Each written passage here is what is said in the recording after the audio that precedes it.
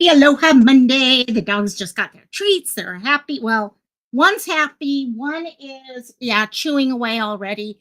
One's hiding, and the other one's staring up at me like, "Hi, Mom. Did you just give me a treat? Thank you. I'm just going to stare at you." Okay, yeah, he's not even going to eat it. But oh, no, now he took it. So never know with them. I literally never know what they're going to do with treats. I mean, but I've got that and a couple other little things here today. So hopefully we'll keep them busy while we talk about this case today. So I know a couple of you guys, oh, what was it, 2 weeks ago? We did an update on this case as part of a true crime update. And I know a number of you weren't here in April when we first started this case, and I myself didn't even know so much had happened with this case. So we're going to go back and revisit it. Yeah, we got a lot. In fact, I was having problems trying to narrow down what to cover and what not to cover because there was so much. So I think we'll probably I'm trying to get my hands right now on someone's helping me right now on getting the arrest warrants and all. And if I get that, we'll be able to help that out. But in the meantime, we got people in chat. Now, unfortunately, my restream did not start sharing chats with me from the beginning, but I do know Kimberly was first in chat. So hey, Kimberly, followed by Miss Crystal. Love you both so much. And Siren got out of the shower just for this live. I'm proud of you, boy. And and also, oh my gosh, and Kathleen's in the house. And I did say hello, Miss Kimberly. And I know Cristola's your stairs, Cristola. And I know, let's see, where was it? There it was. Cristola had mentioned about Kathleen getting a membership, a bunch of people getting memberships. I did want to say another thank you. B Tim, okay, gave a bunch of gifts, okay, membership gifts the other day, and I really appreciated that. So for all of you who may be coming in here and discovering that you have access to the cute little puppy emojis and everything else, thank B Tim, big time. And so who else do we have? Yeah, Kim. This is a super hard case. I remember when it first popped up in April. Um, I thought everything was just starting then, but now looking back and seeing what is being shared with us, we're starting to recognize there was a hell of a lot going on before we even knew about this case. Okay, yes, we knew that it was a case of two, not one. What they thought initially was one person missing, but two people missing. But they'd been missing for years and someone had been getting away with it for quite a while. And that's a different issue on its side as to how the hell two kids go missing for so many years and no one catches on to it. It's just, yeah. So we will see how this, and thank God she is exactly Cristola. She was arrested. She was arrested actually August. Wait, where is it? June 26th was when she was arrested. So who else happened? Loco, this happened today. It did something. Oh, it was today? You know what? They may have just sent it because I know, in fact, there's B Tim right there. Hello, B Tim. Your name was pulled up when B Tim gave those. That's why I really wanted to say thanks. It may have just not gone through or something until now. But again, B Tim, thank you. Thank you. And let me pull this up. So I've got everyone. Glitter forever. I love that. I love that. And everything. And hello. I love it when people can do cool things with their names and all. It's really cool. Who else we got here? We've got Ocean Tide. Sleuth Mom. There she is. I thought I saw Sleuth Mom on one of the screens. Uh-huh. And so let's get going. I know we're going to have people coming in. I know this is a case some of you guys know about, some don't. Let me actually ask the everlasting question. Put a 1 in chat if you know about this case. Okay, if you know about the, whoopsie, screen is mirrored differently. Okay, up there, London and Blake Devon and the monster who took their lives away. Okay, Avanti. And let me know, put a 1 in chat if you have heard about this case or followed bits of it. Put a 2 in chat if you have not heard about this one yet, because it is one that not a lot of people know, but it's kind of in that middle zone. Okay, put it that way. And I'm still trying to get caught up with it. This is a case, though, again, of kind of like Ariel, kind of like so many other cases where we have children who are adopted, they're brought into the system, okay, and they're either put up as foster children or as adoption. And something happens, and all of a sudden they go missing, and no one knows what's going on. 9 times out of 10, we know what's going to end up happening in this case. So we got a little combination of both of you guys out there, ones and twos. Thank you guys. Um, so in this case, we have a woman by the name of Avanti. Avanti, whatever. I don't give a s how her name is pronounced, because in my eyes she's a monster and she's a total beast. Okay, well, yeah, she. I don't care from whatever.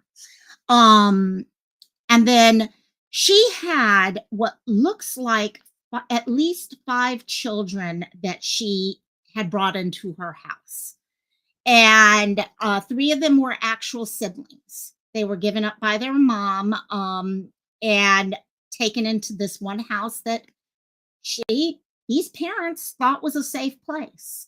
Um, One of them was Blake Devon, who we are going to be hearing about more, and then the other. Okay, so the 3 boys were siblings. Okay, full-blooded siblings. The other 2 that lived in the house were girls. One of them goes by the name of London, who we're gonna she's the other person in this case. Now the 2 were born with different names, again, like Ariel. Um, they were born, Blake was born Trenton. His name was changed to Blake when he was adopted. London was born Moriah. And I want to give them the acknowledgement of their biological name, the name they were born with, the name that was given to them as their initial identity. And now, in this case, how did this all go? Because in somehow these kids went years without anyone recognizing they were no longer in the house. Okay, these were, especially in the case of Blake, he should have been in school. Okay, but again, we've got a case here where, and we will look at this. Okay, actually, the whole story starts in 2007. Well, you can go further back than that, but in 2007, Avanti actually opened up her Deven Academy. Deven is the last name. So Deven Academy was going to be this place where she was going to do all her homeschooling and stuff like that. So again, like I said, I think homeschooling is one of the greatest things out there.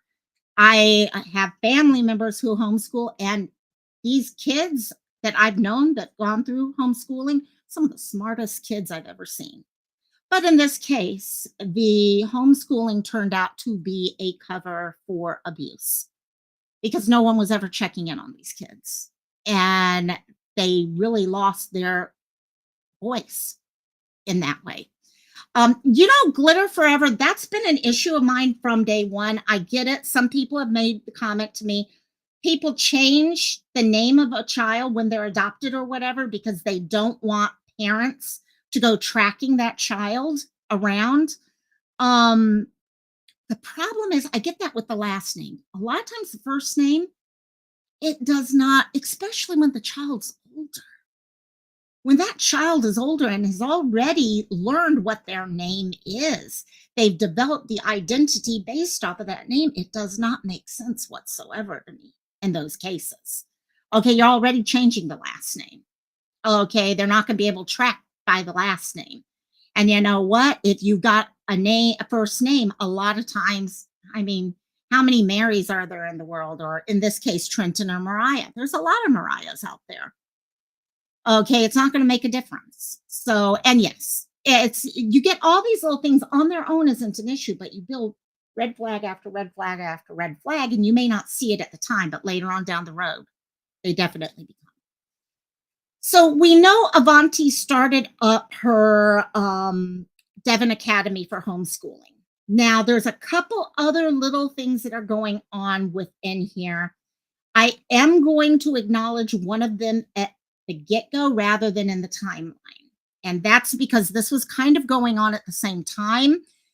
I don't know if there's going to be additional charges at any point in the future connected to this, but Avanti's mother passed away earlier this year. If you guys remember this case, okay, while people were looking for these children, both, okay, Blake and London, we were hearing about their adopted mom's mother, so their adopted grandma, I guess, was in the hospital. She had suffered a stroke late last year, which left her with disabilities.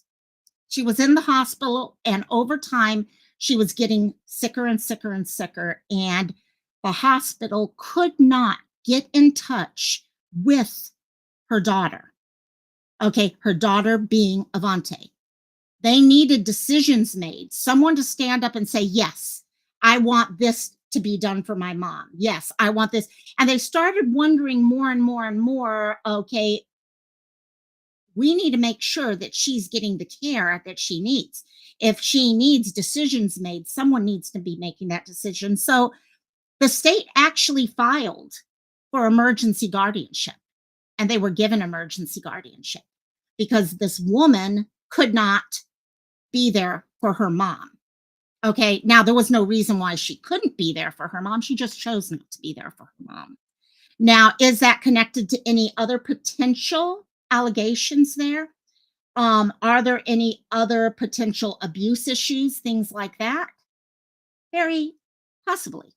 As someone who's worked with long term care in the past, someone who has that type of response could have other issues going on. And you got to remember, this lady lived with her daughter. So were there other things going on? And that is a question that has come up. I think you'll even hear it in one of the videos we're going to watch. Will there be other charges later on connected to that? We don't know. As of right now, there isn't, though, but just to let you guys know that. Glitter is saying also maybe when the child is older, the one thing that their mother father gave them might really be yes, yes.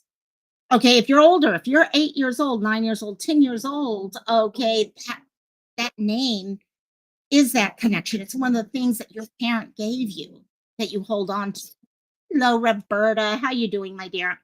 So let's go back. Let's start this whole thing, okay, with a phone call on how this whole thing kind of got kicked off. Now, we are going to go back at some point and address the fact that, sorry, my dog's starting to get noisy. Okay, that, no, actually, I'll tell you this part now, and then we'll go back to it in a few minutes. Last year in November, okay, November 2023, if I recall right, the a phone call came in from the Deven household. A 15-year-old had called to report that they were feeling like unaliving themselves. This is the moment that the story of Deven and London started. Okay. Because it's a child who's reporting, okay, that they want to unalive themselves, you end up with the Department of Social Services getting involved. They came in, they started talking to the 15-year-old. During this conversation, the 15-year-old informs them that he has not seen his brother Blake in 5 years. The last time he saw his brother Blake, he had a broken arm, and that his brother Blake is now dead. No one knows anything about this. For all we knew, Blake was still there all this time. Okay, so this sets everything off. This sets off investigations. This sets off the police looking into what's going on. Okay, and 2 months later, in January, dear Avanti decides, oh no, I'm getting in trouble here. They're starting to recognize that Blake is no longer here. Okay, Blake has not been around actually since, okay, 2017, we discover later. Okay, So she's trying to come up with her story. And the one thing you're going to hear over and over and over in this case is that Avanti is great at coming up with stories. She is like super good at stories coming up and changing stories. And oh, yes, this is what happened. Oh, no, no, no, this is what happened. Oh, I didn't want. She's really good at that manipulation level of things. So she realizes things are getting very, very close to coming out. So she needs to report Blake missing. So she makes this following phone call, and I'm hoping it works well. I have not, again, those of you guys who know this know I have switched to Restream lately. So hopefully this will work out. I also have subtitles here. This is the 911 phone call that was made by Avanti to report Blake missing. Through this, you are going to hear her story that Blake went to a Buddhist retreat. You're going to hear, oh, yes, Christola definitely sounds like teabag stock. Yeah, totally, totally. So hopefully the live caption works, and hopefully you can hear, if you'll give me thumbs up when both of those work, and let me know. 2024, 13 hours, 16 minutes, 59 seconds. Mayville 911, what's that? Just your emergency? Moriah Drive. All right, say that address one more time for me, please.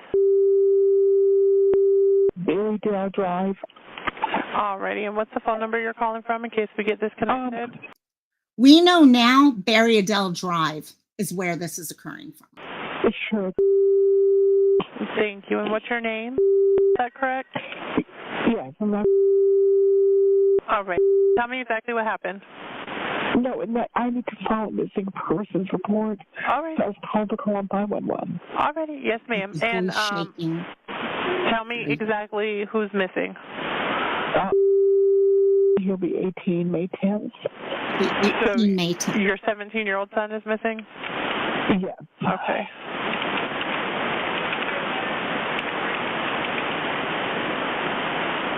Alrighty.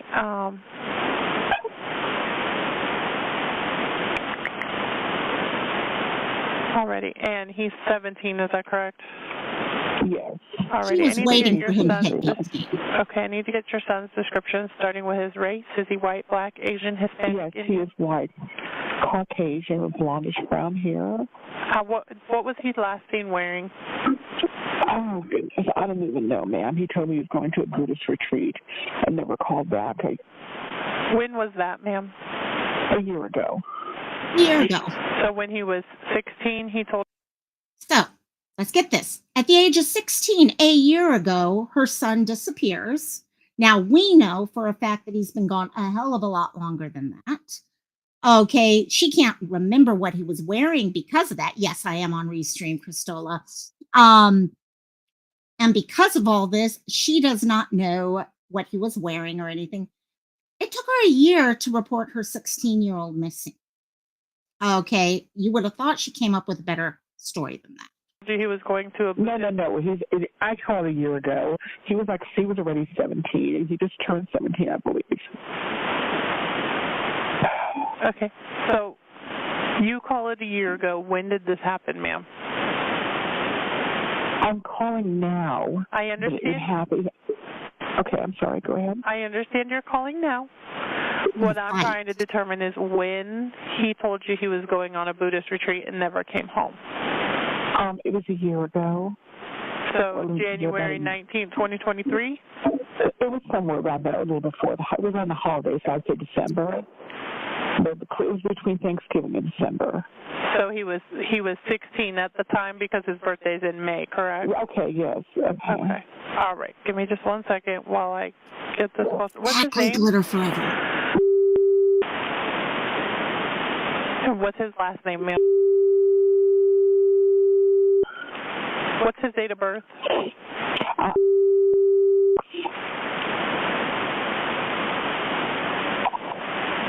And this is your son, is that correct? Yes. Several hours after him not coming home, I'd be calling right away. Do you think he is a runaway?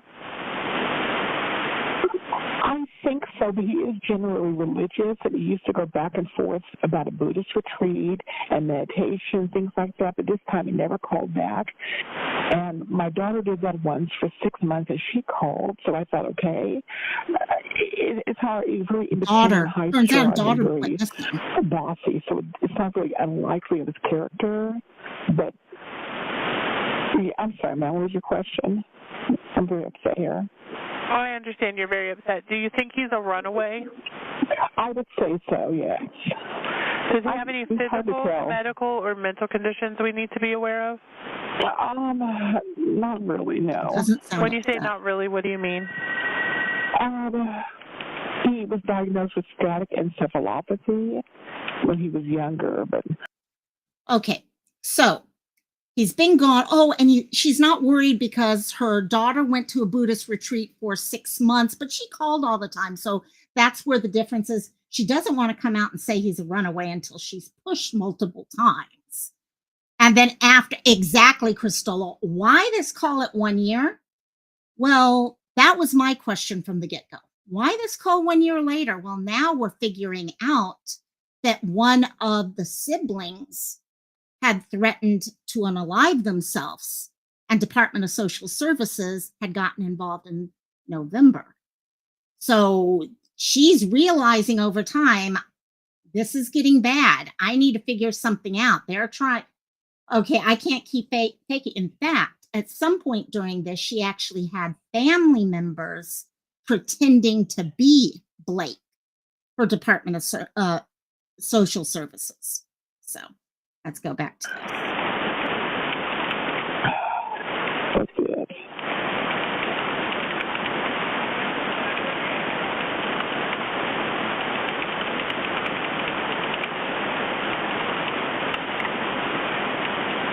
A lot of typing going on in the background.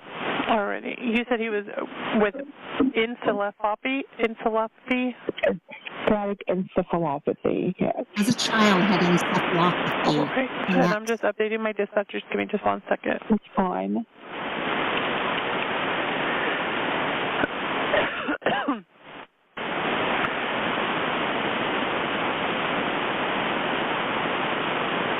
Basically, this was just to make sure she had something on record as to why he had disappeared.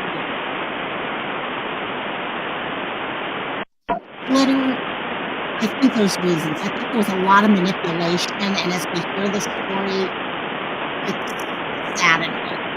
The amount of manipulation, and I think, especially among the children, there was a lot of level of fear.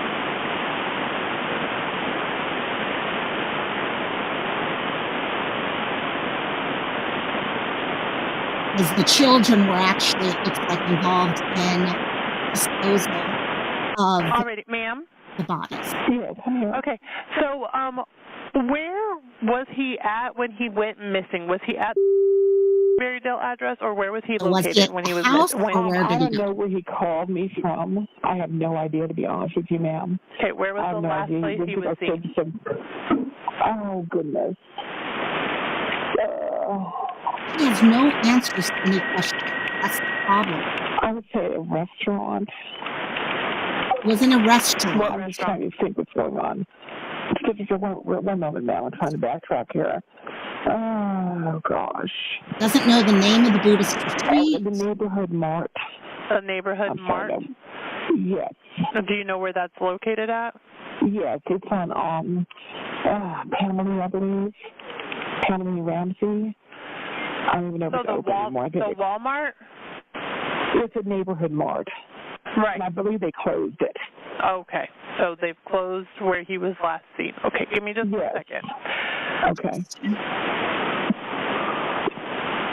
Alrighty, ma'am. And so the neighborhood mart was on what streets again? I believe it's on Pamela and Ramsey. I'm not quite sure. It's on the corner over there, across from a gas station. And prior to that, he was here. Yeah, I thought he said he was at a Buddhist retreat. How does that? You can see where the connections are. All this kind of. Oh gosh, I got to give an answer. Before I give an answer. Alrighty, ma'am. I'll go this way. And are you at now? I am. Yes. Okay. I am. And when did you last see him? I believe when I told you during those holiday times, about a year and a half ago. Oh, a year and a half ago now. So what holiday times? Last holiday, it was between Thanksgiving and Christmas, around Of November, 2023 or 2022? Oh, goodness gracious. 2022. Okay. She's reporting this January 2024. Alrighty, ma'am. So I need you to make a list of his friends, including their addresses and phone numbers, and if he is located, call us back immediately. An officer will be dispatched to you as soon as possible. Call us back if anything changes, you have any further information, or your son returns. Do you have a good phone number for your son? No, I don't. I don't have any phone number. Okay. 16-year-old. She doesn't have a do you phone the number number for he a called you from? 16-year-old. Oh, goodness, that was a long time ago. I don't have that number. No, I don't even have that phone. Okay. Did she Alrighty. care about her son then? Alrighty, ma'am. So I will have officers out to you as soon as possible. Is there anything else I can help you with? That's it for now. Thank you so much. Thank you. Bye-bye. Bye-bye. Okay, so you're sitting here looking at these things as they come in. And, hey, Rachel, how you doing, my dear? Love ya. Okay, your son goes missing first a year ago, then a year and a half ago during the conversation. You can't remember exactly when you last saw them. Okay, now we know after this that there was an event that spurred this on. Okay, once that one child started talking about Blake and not seeing Blake for 5 years, she knew there were problems. Okay, she was going to get called on this sooner or later. She couldn't keep hiding it. And so I want to pull up one video real quick, and then we're going to start breaking things down. And before we get into a confession of, because the question came up, I think it was Glitter asked about what kind of family member would go along with this. This lady truly manipulated the children that were living with her. These children were being abused. Okay, both of the children that we are talking about, Blake and London, died while under her care. Both of them did not die of an accident or something like that. They were literally starved to death.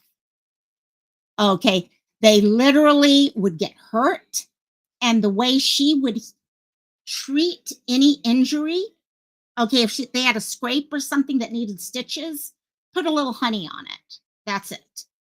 So when you've got children, especially children you've had from very young and all that, okay, we've heard of Stockholm syndrome, things like that. Plus, you don't know. Oh my gosh, is she going to do this to me next? Is she going to lock me away and not give me any food for the next 2 weeks or something like that? So these things start happening. At one point here, we are going to listen to a confession that I think is what really started getting the police to recognize what had happened here, because they have found the bodies of both of these children. One of them was an adult at the time of their death, but for one reason or another, and we don't know the full story yet, was still staying with her.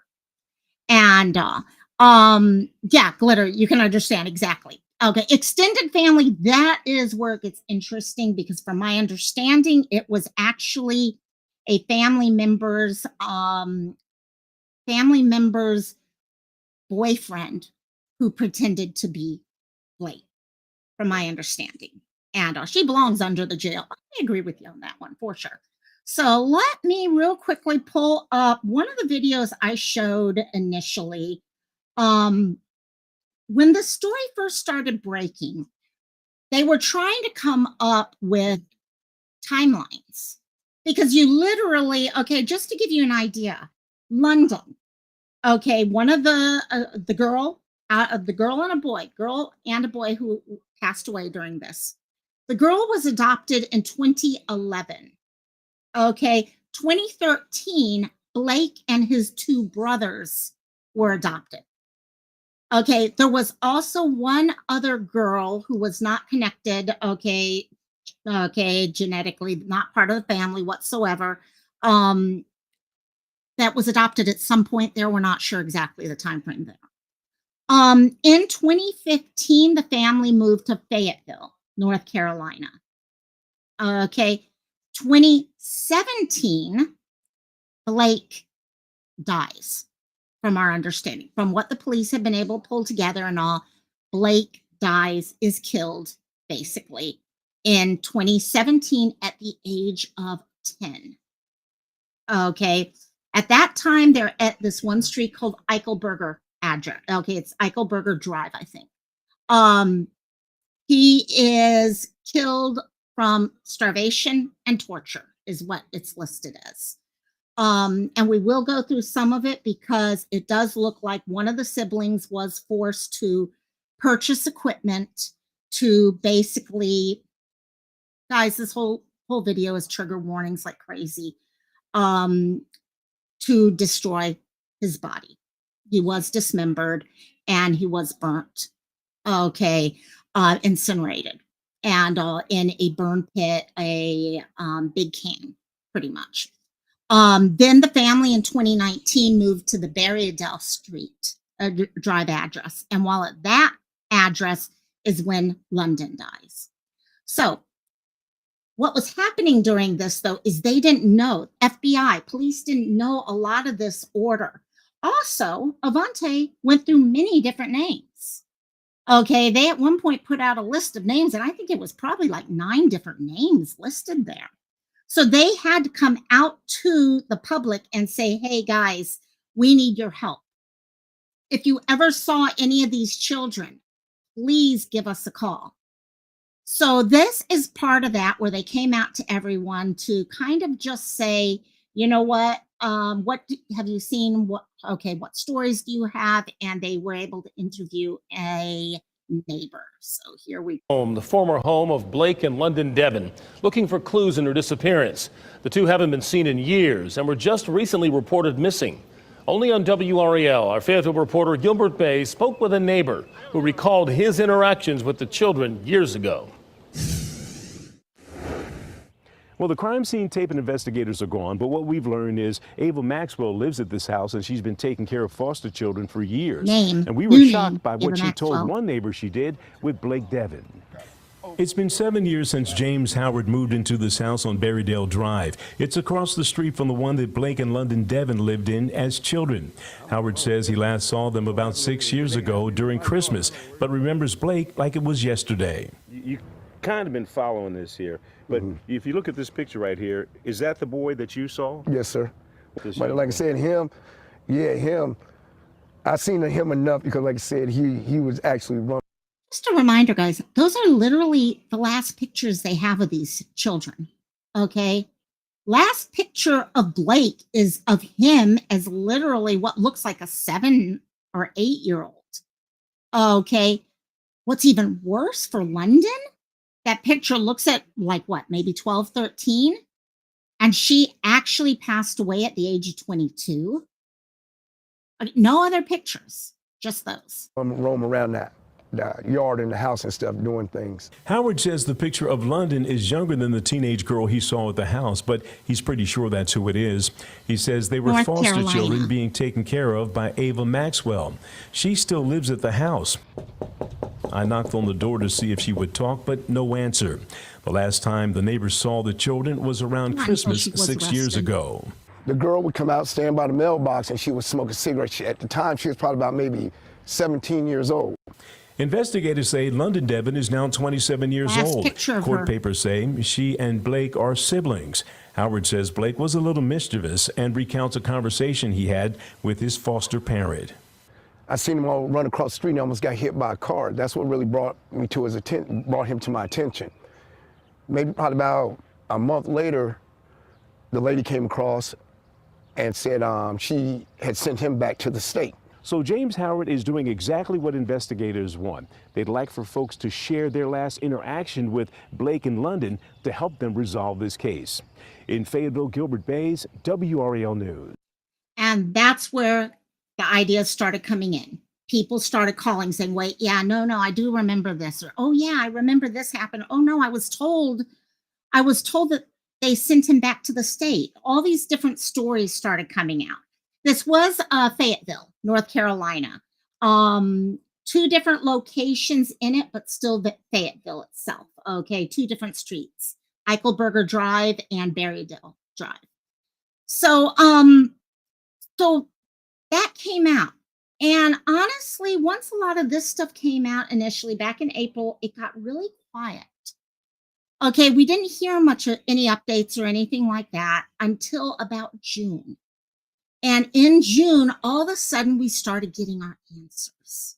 And a lot of the answers came out of the initial push, where the FBI and the Fayetteville police were like, we need the help of people. Here is a list of names that Avantae goes by. Okay, here is a picture of what she looked like back in the 90s. Here's a picture. Okay, all these things. Hey, JP, welcome, welcome, my dear. And so 2017, we know now Blake passed away in 2017. We are led over time to recognize that Avantae forced one of his siblings to actually participate in hiding and getting rid of his body. And 2019, the family gets up and they move to, okay, where they live with this picture here that you see here, okay, Berrydale Drive. Okay, while they're at Berrydale Drive, that is when London dies, probably about sometime that year. She's 22 at that time. I'm not sure the real reason why she was still with them, if there were other issues going on at the time, if it was fear, I don't know. I am trying to get my hands on the arrest warrants right now so we can go through them, but as we will get to in a few minutes, a lot of stuff has been shared even outside of that, and we are going to watch the press conference that goes through that. However, one of the things that did pop up during all of this that really, I think, if we had all heard this initially, most of us would have probably been like, oh yeah, this is just someone trying to jump on this whole story and all. It's a troll, it's this, because it sounds like who in their right mind would be involved in something like this. Basically, what happens is there is a person who calls up the local news channel, one of the people who's been working this case very, very hard. I mean, they've really been a voice for both Blake and London. And this person tells the reporter, you know what, a couple of years ago, he's 71. How you doing, my dear? Hello, hello.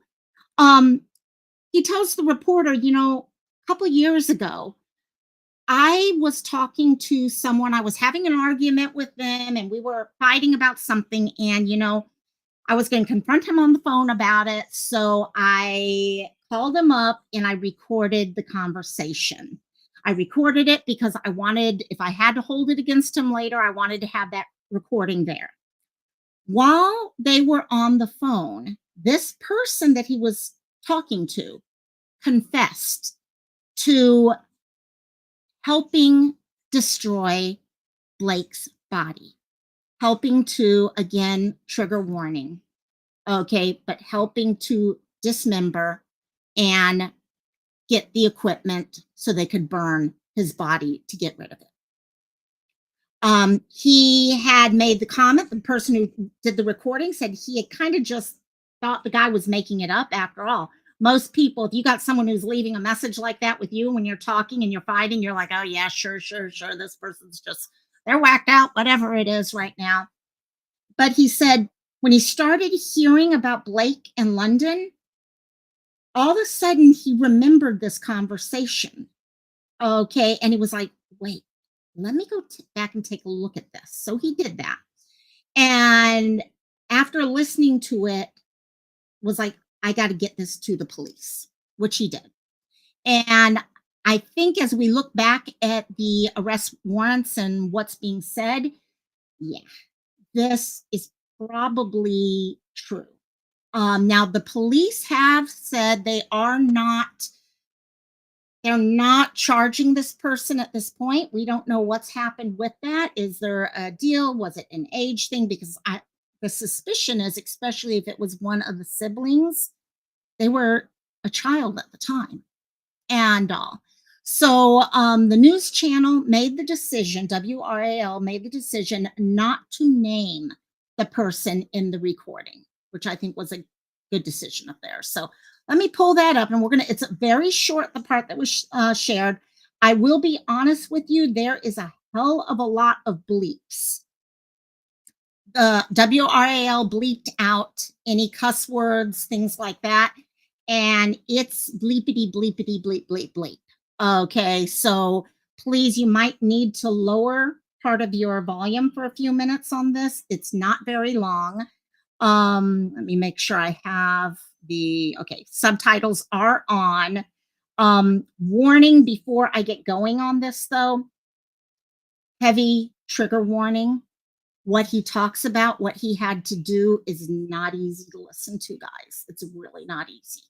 Especially knowing now that it was most likely true. And also, here we go. Let's see there.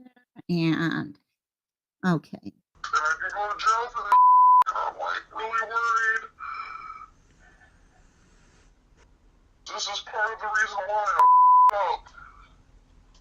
Okay, I've been going to hell for the past few months, and I know you don't care, but like I've been going to hell, Nathan. I'm going to pause a little bit here because the subtitles are way too small right now for you guys to read. But he was saying he's been going through hell for the last couple months. Okay, and so he's kind of getting in there. I will try to pause every couple minutes, or a couple seconds or so to tell you what is being said because it is hard to read. And I'm tired. I'm tired. I'm tired. She starved him to the point where it killed him. She starved him to the point where it killed him. And she never called the cops or the ambulance. She never called the cops or the ambulance. I'm leaving out the cuss words, just FYI. She starved him so much that she killed him, bro. And then she starved him so much that she killed him, bro. And then didn't call the ambulance. She didn't call the ambulance. She didn't try and make up a story to tell them, oh, well, he passed away. He's a preemie. She didn't try and make up a story to tell him, oh, he passed away. He's already cremated. Okay. I never told you because I didn't think I could trust you. I never told you because I never thought I could trust you. And now I'm here back in Fayetteville, and I'm probably going to call when he's older, because he's already nearing 18. So it sounded there where he was saying was he had planned on calling when he got older because he's almost 18. You don't know what I had to do. You don't know what I had to do. It's been on my mind, and I don't know what I don't know what to do.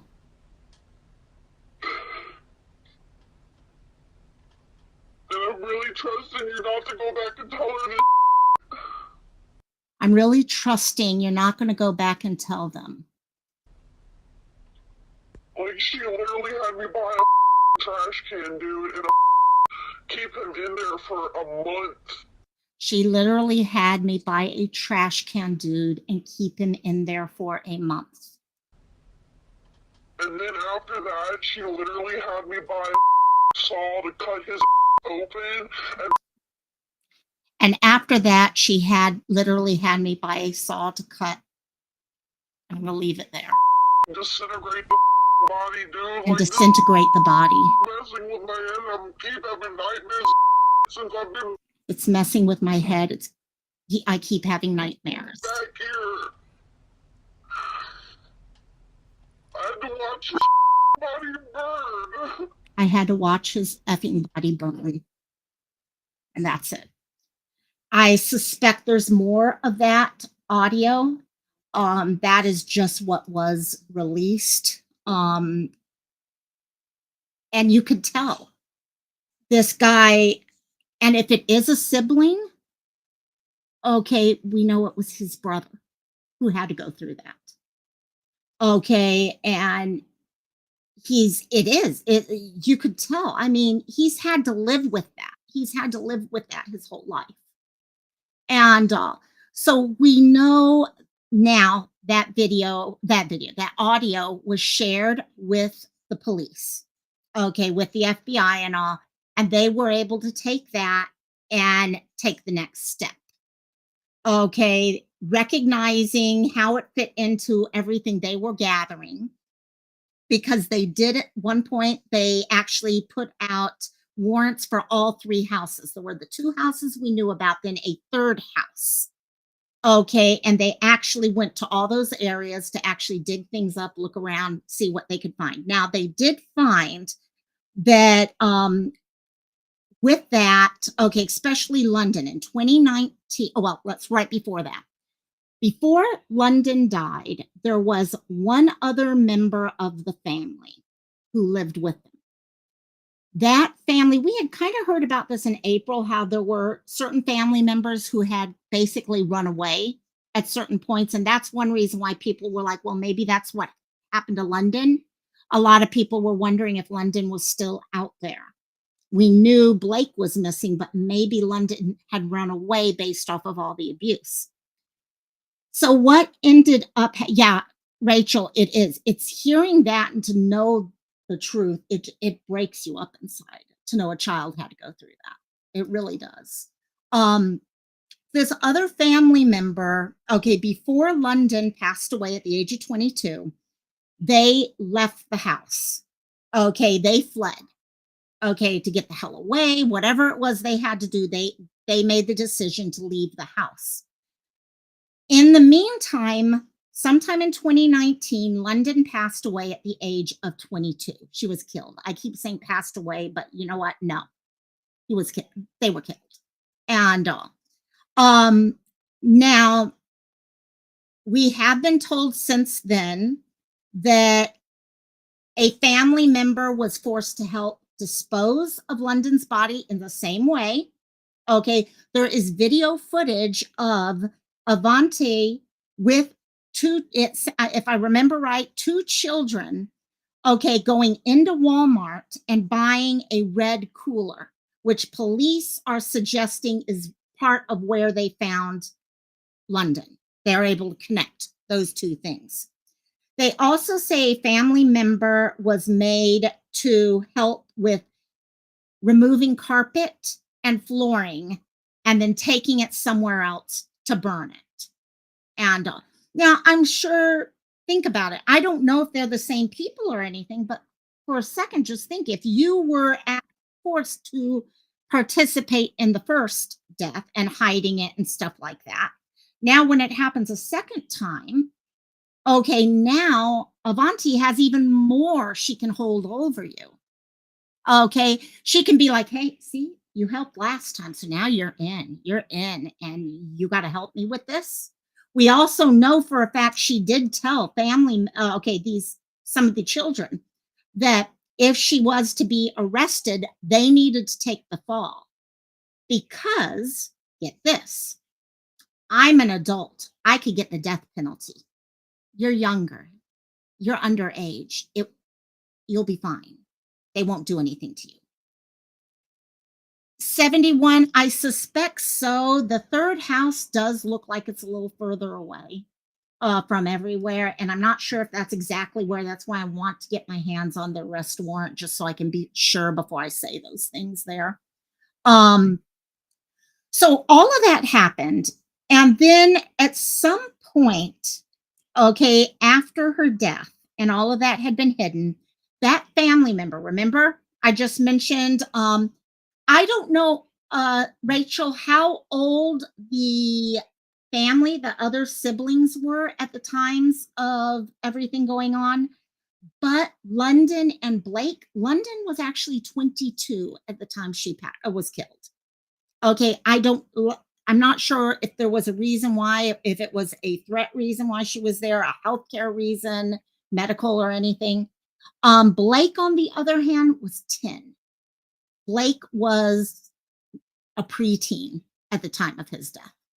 And so that family member who had escaped earlier, before London passed away, came back home. And when he or she came back home, they recognized that London was no longer there. So they mentioned to Avantae, where's London? Where's London? She should still be here after all. And Avantae told him, quote, I had to put her in a mental institution. So she's building her stories. Again, her behaviors killed London. But she's going and telling other people, oh, I had to put her in a mental institution. And now remember that reason, though, because that's going to pop up again in a few minutes. And so now we're to November of 2023, last November, 11 months ago. A 15-year-old in the house, we don't know which 15-year-old or anything like that, made a phone call threatening to unalive himself. Okay, I don't know if it was something happened within a school thing, a phone call, whatever. But because of that phone call, Department of Social Services had to get involved in what's going on. You've got an underage person threatening to unalive themselves. They're getting involved again. Remember, these are children who had been adopted, etc. So you've got DSS involvement to that point. Okay, they come out, start doing the investigations just to make sure, do we need extra services, stuff like that. And in the middle of one of the interviews, the 15-year-old says to whoever it was who was interviewing them, he had not seen his brother Blake in 5 years. The last time he saw his brother, he had a broken arm, and he is now dead. So this is probably, could this be the person who made that phone call? I don't know. I honestly don't know. Okay. But it's someone I suspect who went through enough trauma earlier, and most likely while sitting there and talking to someone from the Department of Social Services is trying to explain why they're feeling the way they are. And this is part of why they're feeling the way they are. Of course, that's going to set things off. Department of Social Services is informing the police at this point. Everyone's getting involved. That's kicking off more investigations and all. Police get involved. And at this point, Rachel, this is a fairly new case. I first heard of it in April when the police actually came out saying they had been getting reports that this child, 16-year-old, 17-year-old was missing because he went to a Buddhist retreat. Well, the problem was when they asked for pictures, the pictures showed a 9-year-old. That was the last set of pictures. And then they found out there was another adopted child who had also disappeared. And also, sorry, I got a little moth flying around. And so Department of Social Services is now extremely involved. They're looking into things, they're asking questions, and Avantae is getting noticeably more and more nervous. She's at this point, she's recognizing she's going to get, and people are going to ask the questions that she can't answer. At some point during this time, she convinces a family friend to impersonate Blake during one of these visits. Okay. Of course, no way of proving it's him or not, because after all, the last picture they have of him is when he was really small. Let me share with you guys. I just noticed the picture came down. Let me put it back up in the corner. The last picture they have of Blake is the one right up there. So, of course, if you have someone who is a older teenager pop up, they can fake it easily. And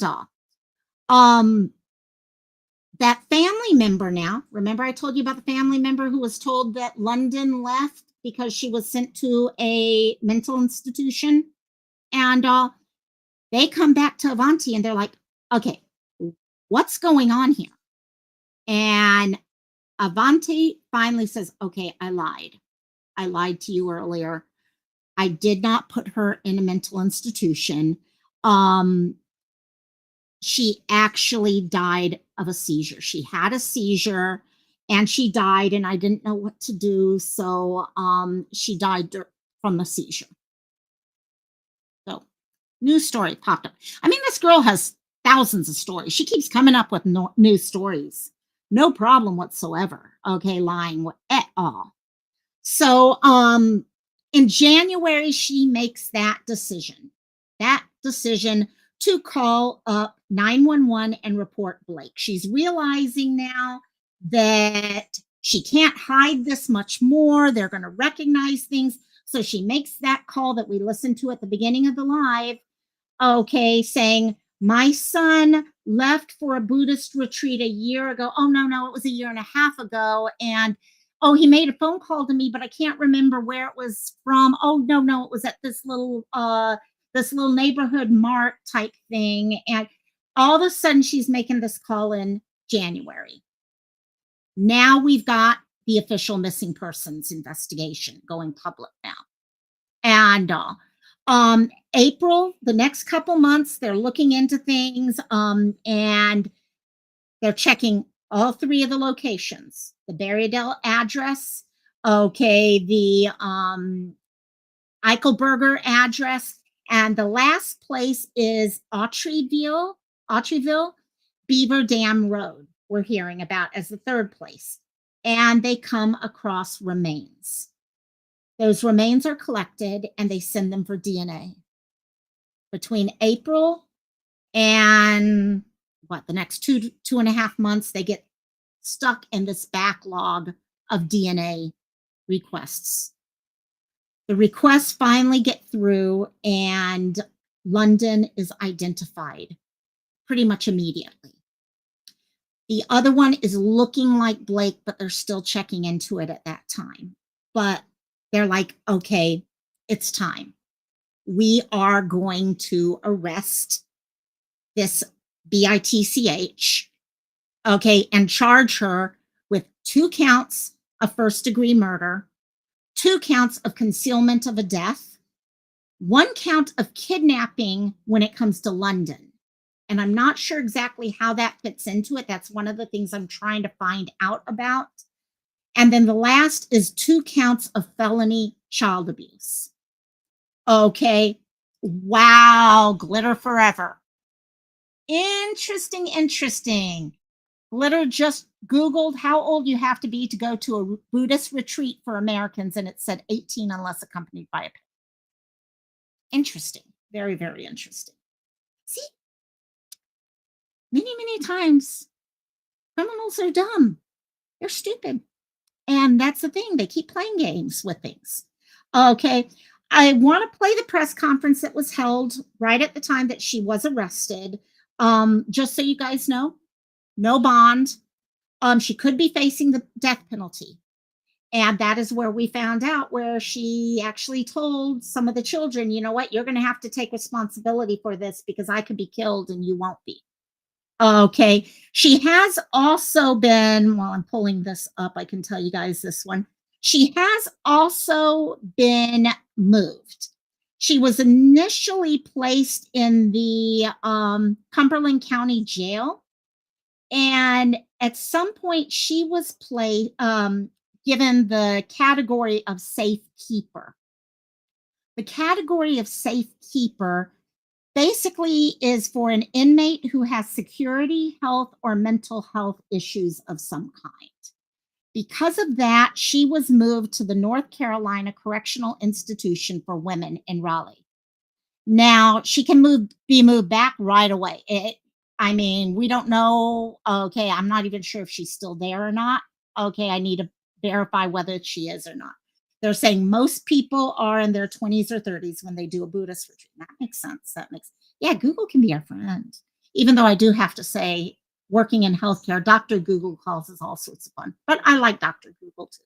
I do hope she gets. I agree with you on this. So, okay, I'm going to switch us over to this, and then we're going to real quickly go through one article before we finish things. But I do want to play the press conference because this was really where a lot of information comes out. And guys, I am going to follow up with this one, letting you guys know again, huge trigger warnings here. Some of what they talk about Okay, they go about the abuse the children were going through under her control, okay, under her household. Yeah, yeah. Here we go.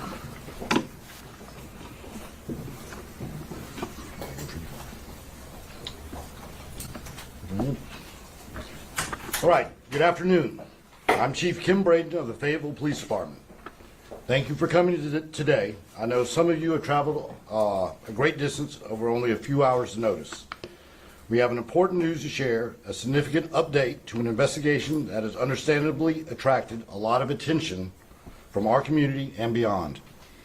In early April, just so you guys know, and by the way, this is about 10 minutes long. We don't know when trial's going to be at this point. They were supposed to have a court date set for update. I don't know what the update was. I can't seem to find an update on it from October 3rd. Now we all know North Carolina is going through a hell of a lot right now.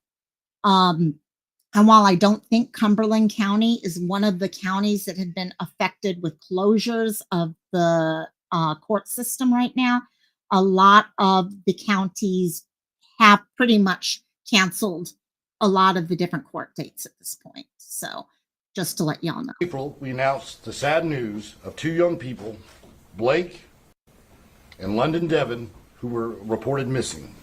Since then, the Fayetteville detectives, the FBI agents, have followed hundreds of leads and conducted dozens of interviews. Our investigation has led us to evidence that both Blake and London are currently deceased.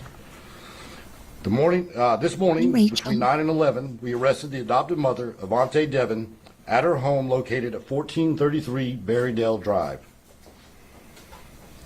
At this time, I'd like to turn over to Sergeant Locklear to provide information that he can share at this time. Good evening. My name is Sergeant Jeff Locklear of the Fayetteville Police Department's Homicide Unit. As Chief Braden said, Avantae Deven was arrested this morning.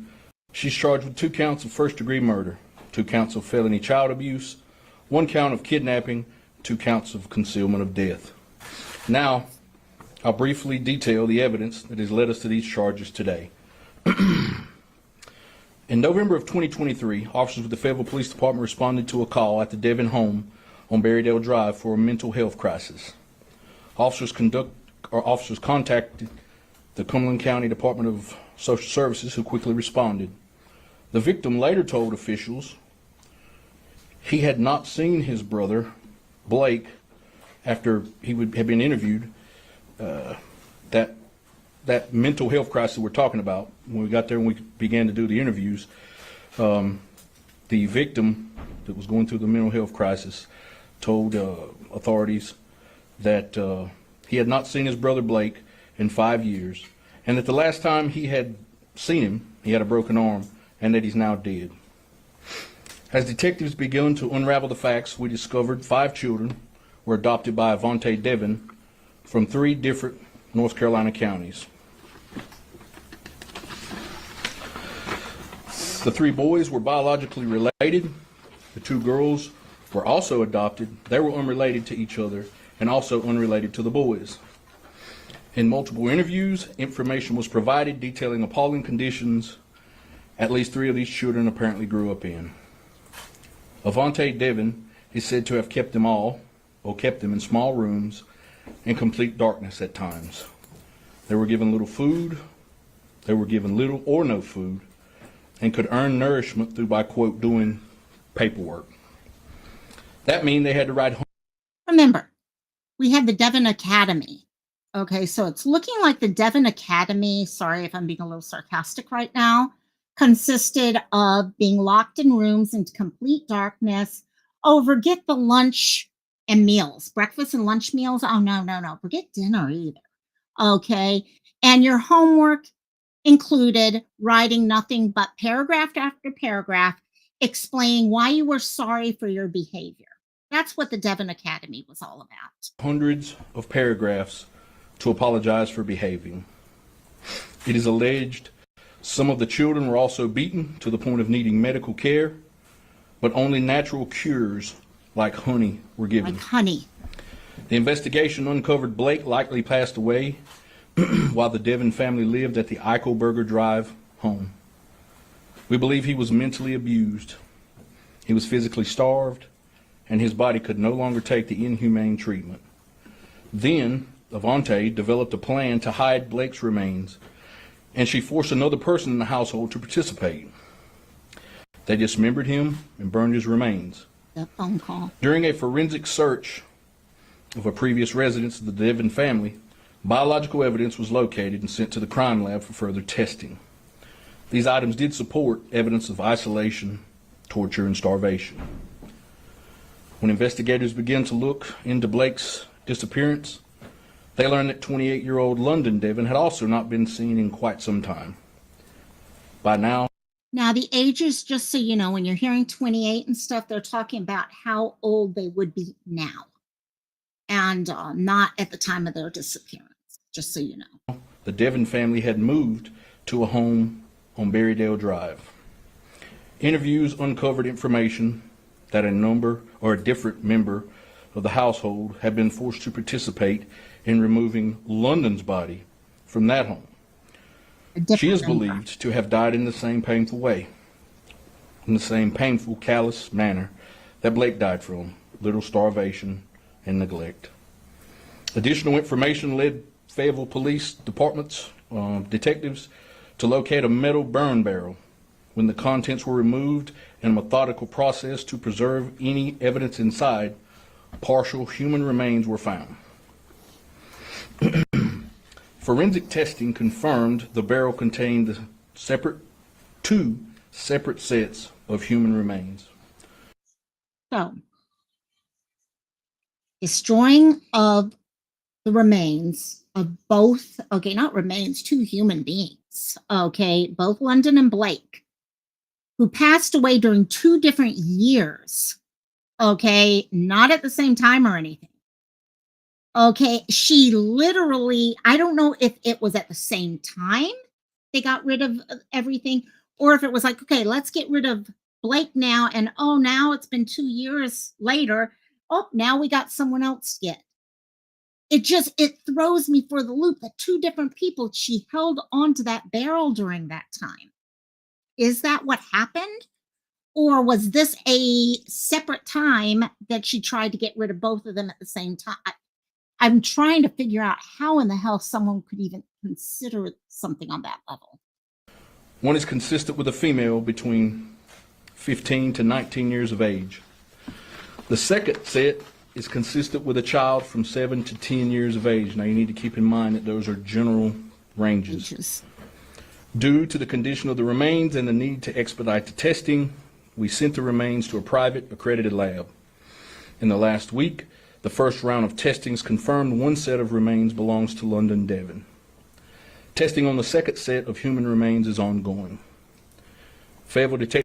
So one of the things that was going there, I mentioned to you guys, initially when they started trying to get the DNA testing done, there's a huge backlog.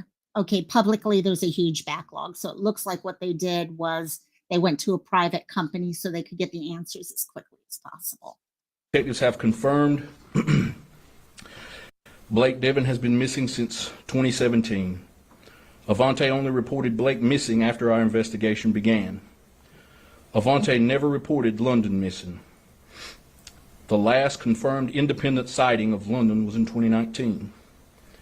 Even though London was an adult, she had special needs and depended on Avantae to care for her. I'm going to turn it back over to Chief Braden.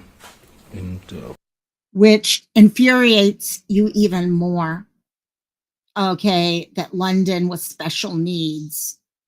And like I said, I don't know what that means, what that entails, but something was going on to require her to stay at that house. And for her to be tortured in the way that they were tortured. If anyone has gone a day or 2 without eating, think about what that feels like. And these kids basically had no food. They were kept in a dark, pitch dark room. Let out long enough to write notes to her to explain to them why they were misbehaving. And Oceanside, exactly? To open it up for questions before we open up some questions.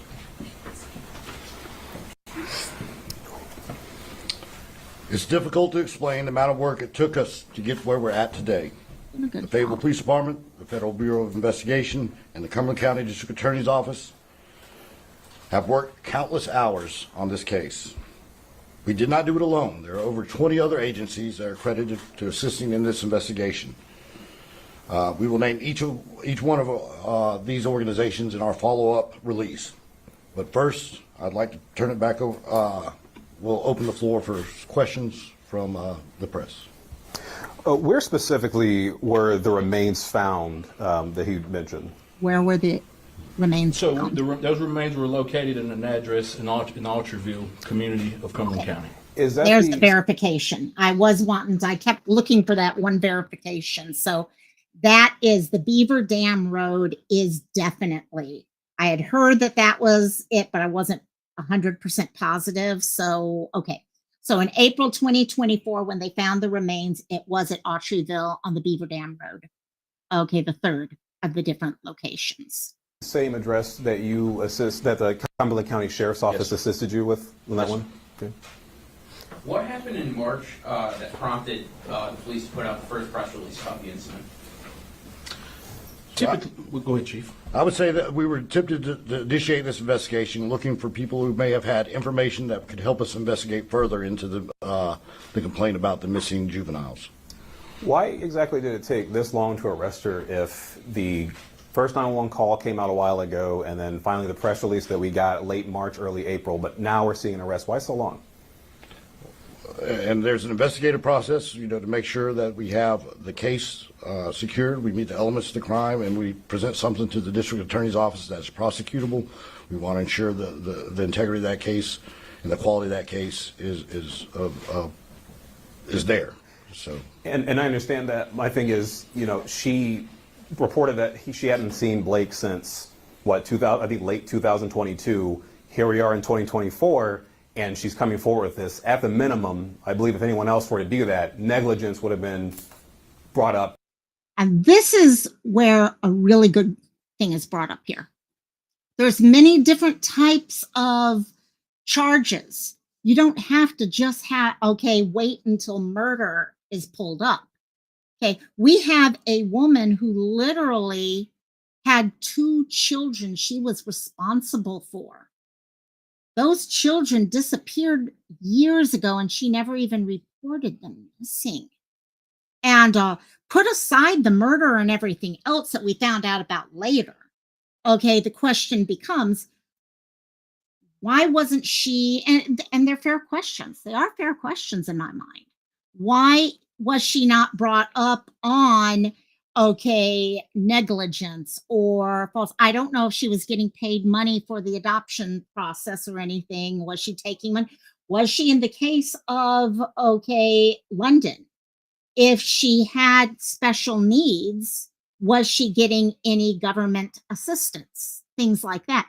We already know there's questions about her and her 95-year-old mom that the state had to literally get an emergency guardianship type set up just to make sure that her mom could get the medical care that she needed during the last couple months of her life. And so it's a fair question. It is a fair question. I'm the first one to say, yes, don't charge someone with murder until you can prove it, because you're only given that one chance, just that one chance. And but what? Oh yeah, and that worries me in this case. Does she try this? Hopefully not. Hopefully not. I haven't heard anything about her going that direction yet, but a lot of this is just starting right now, too. Way sooner. All right. And to be fair, we have to investigate the claims and truly find out, take into account what actually happened, not just what we believe happened. Well, what I'm getting at is this is the adoptive mother saying, I have not seen my child. The last time was in 2022. We're a year plus later. Why were charges, nothing brought up since then? So initially, she's giving us a story that Blake was possibly at a Buddhist retreat in the mountains. So of course it takes time to run that kind of information down. I'm sorry. A Buddhist retreat, I'm sorry. Yep. So there was some semblance of a story. Blake, yes sir. there was some semblance of a story as to where he may have been, right? So it takes time. I got a saying that I use often in the office: we'll measure twice, so we have to cut once, right? When did you arrest her? When did we arrest her? This morning. This morning? Yes. Are there any additional charges that she could be facing in relevance at all to her mother's death? Her mother died, I believe, a month ago in the hospital, and she was taken there, was on a ventilator for some time, and I believe the Cumberland County Department of Social Services even petitioned to have her removed and even have her assets frozen because of fear that Avantae Deven was exploiting her bank account. Sure. And that's a huge one right there. I'm wondering where any potential charges are coming on this. As someone who really, really takes, a senior abuse, elder abuse very seriously, the fact her mom needed to be put on a ventilator and the hospital could not connect with her, the fact that she was living with her mom, and we don't know what she was doing with her finances, things like that. There's a lot of now, not proven. That's what their job is. I can't go in and look at all those things, but there are a lot of potential abuse connections there. Abuse with the elderly is not just physical, all those things. There are other types of abuse and I honestly think there were some major issues that need to be looked at in that case. She is evil. She's completely evil. You are welcome, Glitter. You are welcome. And all. Lori Vallow's first charges would have worked. Yes, exactly. And you know what? Not every state follows that same process. We're all sitting here wondering, with dear Miss Soto, are there going to be any charges for her daughter's case? There's a lot of different things, get me going off on that one right there. And so to me, are there charges in relationship with Maddie? It's just, this is one of those cases where I think there are other things that need to be brought in this case. And I would say this, we're presenting today the charges that we fully investigated and we feel comfortable moving forward with at this time. There could be more. She was arrested at her home by our fugitive team, our violent criminal apprehension team. Where? 1433 Berrydale Drive. Okay. You mentioned that there was someone else in the home who had helped. Who was that? We're not going to get into specifics about that. Remember, some of the things that there's some things that we just won't be able to answer. Understood. Last question over here. How was she when you arrested her? Cooperative. All right. I thank everybody for joining us today. And from what it looks like, I've seen video of her, in court. She seems calm and all that. She's not gone nuts or anything like that. Yeah, Lori was definitely a flight risk, which is definitely something coming on there. Yeah, this case, there were so many different things going on with it. Let me pull up one article. I was kind of going off and on whether we go through this article or not, but it goes into the warrant more. And as I still haven't been able to get my hands on the warrant, at least we can go through some of this. It details a little bit more from the warrant. As soon as I get my hands on that warrant, we will come back and visit this case at that point also. However, just to kind of go through this was from the Fayetteville Observer, July 3rd. So this was about a week after she was arrested. The warrant, from my understanding, is 14 pages, something like it's in the teen level of pages. It's quite a few pages long. So, kind of go through this. I'm not going to hit every little bit of it because we've discussed a heck of a lot of it. But just to kind of go through bits and pieces of it. She is charged with the 2 counts of first-degree murder, 2 counts of child abuse, causing serious bodily injury, 2 counts of destroying human remains, concealing of an unnatural death, and 1 count of kidnapping. That is the one part I'm really interested in hearing, what the thought process is of the kidnapping side. Is it because of the age? We know it's connected with London. So there's a thought process behind that I'd like to look a little bit deeper into. So Fayetteville Police Sergeant Locklear announced last week that the investigators believe Blake starved, isolated, and abused was about 10 years old in 2017 when, until his body could no longer take the inhumane treatment, and he died at the family's former home on Eichelberger Drive. The sergeant said it's believed that 2 years later, London, equally abused and neglected, died at the family's current home on Berryedale. And then both of them were taken to the third location, and which was the Beaver Dam Road in Autryville. And, Red Rock, there's too many of these cases popping up. And what frustrates me is we see the same types of things over and over and over. Okay, we're seeing a case where things slip through the system. Okay, as the biological mothers of these two children said, they thought their child was going to a safe place. They were not. In the case of Blake's mom had all three of her boys adopted by this monster. Okay? 71, I don't know. That's what I'm wondering. Was she getting SSI for her daughter? Her mom, definitely. I would suspect was getting it. And but for her daughter, not her daughter. I'm not even going to call her daughter, even though it was an adoption. Okay, but you know what I mean. The other thing, so that's one thing we see over and over, where a child that's in the system is abused or disappears, and we later on find out they've lost their life, and no one even knew about it, and that child was part of the system that's supposed to be taking care of them. Okay, I'll keep pointing Ariel out till the end of days. Okay, Gianna. Okay, I'm just mentioning some of the Hawaii ones right now. The other one, again, Deven Academy. I love homeschooling. If I had children and the opportunity, I probably would have done it myself.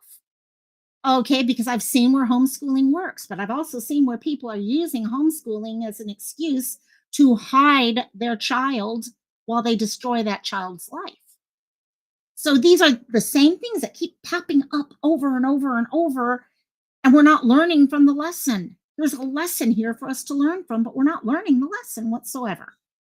And I'm not sure when we will finally learn it. How many more children have to die before we do learn it? Human remains found in April in the backyard of a home on Beaver Dam Road in Autryville were determined to belong to a boy between 7 and 10 years old and a girl between 15 and 19. Locklear said some of the remains were confirmed in mid-June to belong to London. The other remains are undergoing further testing, but they preliminary appear to belong to Blake.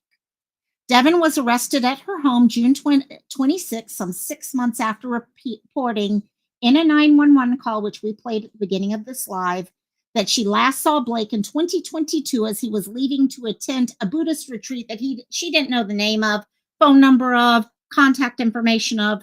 At one time, it was 1 year ago. Then it was a year and a half ago. Yeah, all over the place. Locklear said that Deven never reported London missing, and police only learned about her disappearance during the hunt for Blake. So they never would have been told about London if they had not put one and one together.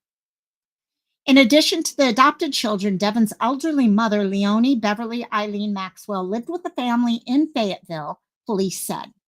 Maxwell died May 31st at the age of 95 after an extended illness.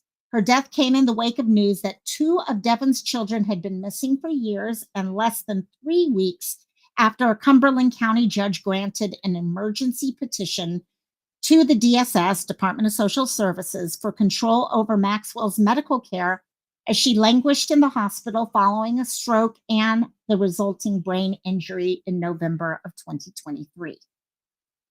According to the arrest warrant, the Fayetteville Police Department first learned Blake was missing after a child at the Deven home called 911 and said he wanted to unalive himself. In follow-up interviews, the 15-year-old told officials he had not seen his brother Blake in 5 years and that the last time he saw Blake, he had a broken arm and that he was now dead. The record alleges that once the Department of Social Services became involved, Deven became nervous and convinced a family friend to impersonate Blake during a visit from DSS. The record says these allegations were confirmed by the individual in police interviews. So once we get our hands onto these interviews, it's going to be very interesting. The affidavit states that the homicide unit conducted interviews with multiple individuals close to the case, including one person who claimed the 3 oldest children adopted by Deven, Blake, London, and another girl. So remember, the 3 boys were all related. London was not related, and a second girl who was not related, who we don't know about. So we now know the 3 oldest of these. I just put 1 and 1 together now. If this is what it's saying here, Blake was killed at the age of 10. Did she force a child under the age of 10? Because this is saying that the other boys were younger to participate. Okay. Adopted by Deven, Blake, London, and another girl were kept in small rooms in complete darkness with little to no food, and a plastic container to use as a bathroom. The children were also allegedly forced to do paperwork, which consisted of writing hundreds and frequently thousands of sentences and paragraphs apologizing for some misdeed they had supposedly done. Awesome. Glitter. Thank you. Thank you. I think we will be doing some follow-up ones on this, so I'll probably use that one in my next one. Okay, so keep an eye out because I had heard some stuff within that. I had also heard there was another family member who was connected to the ex-husband. Ex-husband, from my understanding, had left her when he came across a lockbox with tons of identities, various identities and stuff like that. And but I need to do a little bit more in-depth research on it before I run further than that. So another allegation was that Deven would beat the children severely enough to require medical care, but Avantae Deven refused to provide adequate medical care, only applying things she deemed as natural cures, like honey. Okay, so all of you guys who've had kids, how many times do your kids need, okay, something more than a little Band-Aid or something, and you're like, oh, we'll just put a little honey on it. We'll make it better with honey. Yeah, the details are brutal. The details truly are brutal in this case. During a search at the Eichelberger Drive home, detectives and FBI agents recovered biological and physical evidence from an upstairs bathroom, court records state. Investigators reportedly recovered evidence that supports these allegations. Quote, video, testimonial, physical and written evidence of the abuse, torture, and starvation at the hands of their adopted mother, Avantae Deven, has been located during the investigation into the missing children. This is interesting. What do they mean here? Okay, they have video, testimonies, physical and written evidence. I'm hoping, okay, I'm really hoping that these are things from interviews that they did, whether it was with social services or the police or things like that. I'm hoping there aren't other types of things. For example, like if you remember the case of Gianna here in Hawaii, where they actually had video of punishing Gianna, her monster guardian bullcraps, okay, had actually taken pictures and video of them punishing her. I'm hoping we don't have something like that in this case here. Yeah, Red Rock, what kind of background check did she even pass? I did read one article, actually, I think it was an interview I saw of someone who was her case, kind of one of the caseworkers before she moved to Fayetteville, when she first got approved. And they said, yeah, she was definitely off type thing, but things looked okay. Well, her concern was, and this is something we say all the time, we need some type of follow-up care once adoptions occur. maybe not forever. No, you don't do that for, okay, parents who have a child. But how many times do we see a child right after that adoption goes through, things change? And even this person who worked with their Department of Social Services was like, maybe just a year, 2 years after everything goes through, just checking, just to make sure everyone is adjusting to the new life. Okay. But yeah, I don't know how she ever passed any type of background check, to be honest. So yeah, with the videos and all, I'm really hoping they're talking about legal stuff there. I really am. Deven also allegedly told one of her adopted children, and this is where she was like, you know what? You got to take responsibility, not me.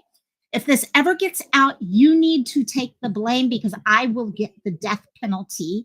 And because of your age, you won't get in trouble if you take the blame. She was manipulating these children from day one. She was sitting there and trying to play this game. She only cared about herself. All that's easy enough to figure out. So Blake's death. Someone who lived with the family on Eichelberger Drive told police that after long periods of isolation, starvation, and torture, Blake's health began to fail in 2017, 10 years old again. According to court records, Blake reportedly became lethargic and eventually lost consciousness. Despite the pleas of his siblings, the record states Avantae Deven allegedly refused to call an ambulance and ultimately Blake died. Based off of this, they could have saved him. Based off of this, they could have gotten an ambulance instead of putting stupid honey on it, and they could have saved him, but she was more worried about what it would do to her. The record alleges that afterwards, Deven developed a plan to hide the young boy's remains until she could permanently dispose of them. So my suspicion is, okay, yeah, it's sounding more and more like she hid the remains in one area, and then when she had London on top of it, that's when she probably got the bin and took care. But I don't even know that right now. She's not crazy. She's pure evil. Yeah. Right up there with our dear Sadak and all the others, pure evil. She allegedly forced one of Blake's siblings to purchase equipment from a local store to use to dismember his body. It is alleged that Deven then incinerated Blake's remains in a burn barrel. No, so it was actually at that time. She kept the damn burn barrel for both children. Blake's remains in a burn barrel in the backyard of the Eichelberger Drive home and removed any evidence of the boy's death from the home, according to the affidavit. London's death. The family soon after moved to Berrydale Drive, according to the warrant. During this time, one of the abused children fled the state. This is where, okay, I was talking about someone left and then came back later. It is alleged that Deven, when they came back, told that person, I had to put her in a mental institution. In 2023, when DSS caseworkers began visiting Berrydale Drive home after the November, unaliving attempt, Avantae Deven allegedly admitted to the family friend that she lied to him and that London, quote, had died from seizures. She had a seizure and died, according to the warrant. Using the fact that the person had helped dispose of Blake, the warrant states Deven allegedly forced the former household member to assist her in disposing of the evidence and covering up the death of London. After the removal of all incriminating evidence of what happened to London from the home, including removing the carpet and flooring, the former household member was allegedly directed by Avantae to take the items to a secluded location and burn them. Okay, wonder if it was the same barrel. According to the warrant, investigators recovered surveillance video. Okay, this is the part, okay, the surveillance video of her and two of the remaining, remember, 5 children. Blake, killed. London, killed. Leaves 3 children. One of those left. Okay, she's left with 2 children. So they go to Walmart to purchase the red, cooler. Detectives recovered burn barrel containing 2 sets of human remains, one of which was confirmed to be London. Okay, and the preliminary test was looking like Blake. They were probably scared to death of her. Okay, my suspicion is she sounds pretty erratic also with her behaviors and all.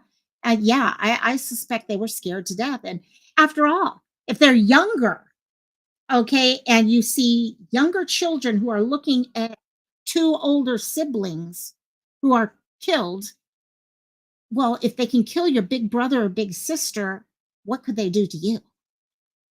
I mean, the fear these kids must have lived through. And so, as I mentioned here, she was in Cumberland County Jail. I did find information where she had been moved just because of her status and stuff like that. Okay, and there is no bond, no bail. She is stuck there, and hopefully, she is having a fun time. Yeah, and like I said, there was supposed to, you know, I do have to say, Ocean Tide. I think any of them could have quickly been another victim, because if she truly was treating all the children the same, which was, I'm not feeding them, I'm not, okay, I'm isolating them, I'm doing all these things, it could have been a matter of time. And it's not like it all happened at one time and she's like, oh shit, what happened with Blake? I gotta change. No, she never changed. Okay, and we can see she treated her own mom as bad as she treated those children. Okay, she didn't care in the least bit for human life. And also, my words there, no one else's. So we'll see what else. Yeah, I pray the kids are getting the help. I'm hoping they do, especially we know one of them already was considering unaliving themselves. We don't know if that was the one from the video audio that we listened to or not. But those are things you don't just grow up and move on from. Those are with you for the rest of your life.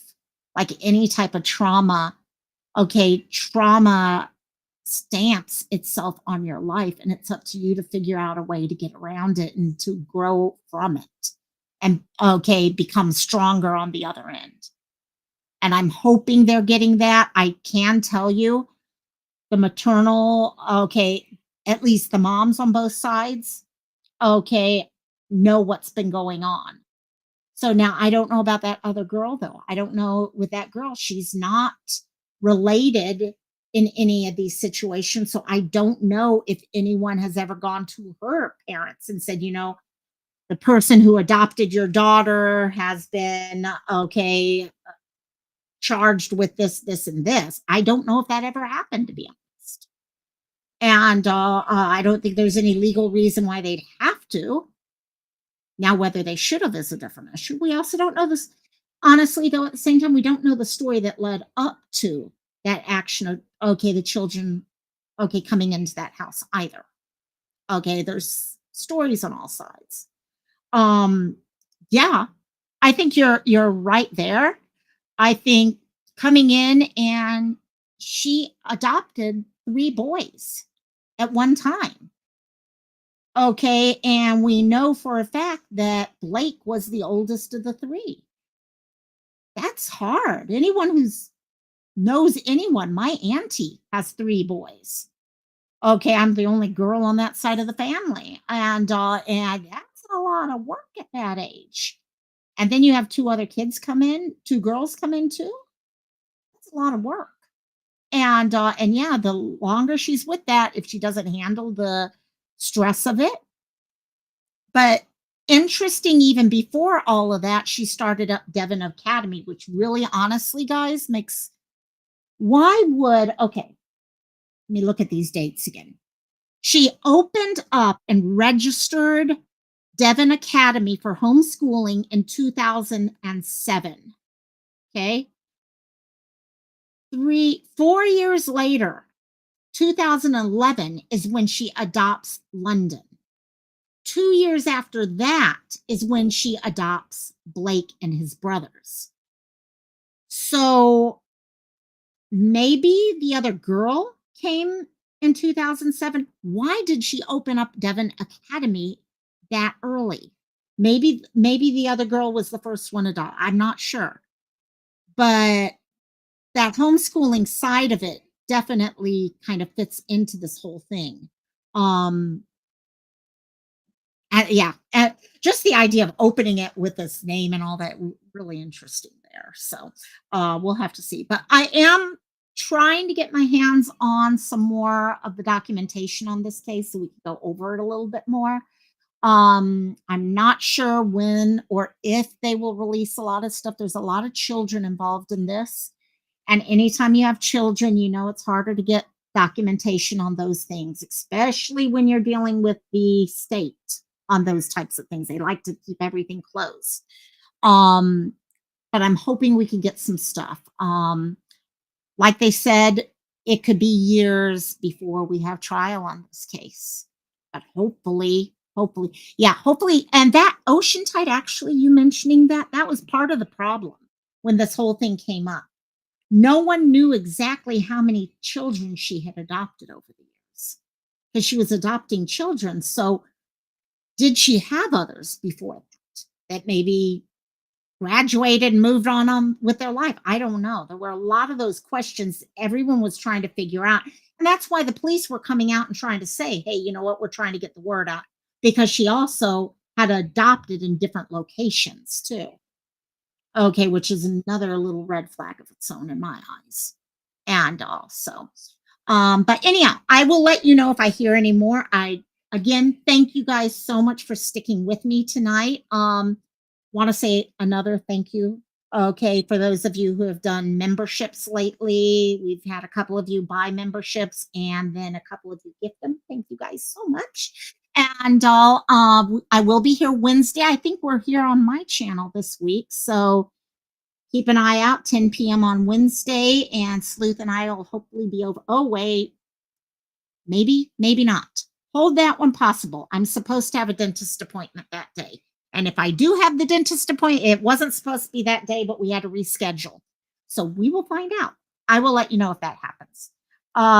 EMS was called to the dry. Oh, wow. Wow. Interesting, Glitter. I'm going to have to check your email right after this also. So, and also I know, Siren, you sent me a message also. So, okay. I will talk to all y'all later. I hope you guys have an amazing evening. Cassie just realized that I'm getting ready to log off. So you want to say goodbye, Cassie? You want to say goodbye, everyone? Yeah? You want to say goodbye? Yes. And also I will. Oh, are you guys doing karaoke on your stream tomorrow? Yes. Guys, if you like doing karaoke or just watching people make fun, okay, have fun. I was going to say make fun of themselves. Yeah, we do that too. Head over that way. Oh, you are excited. You are excited. She's getting all like, let's go. I'll talk to y'all later. Aloha. See you maybe on Wednesday. I'll let y'all know. Just depends on how I'm recovering after that appointment.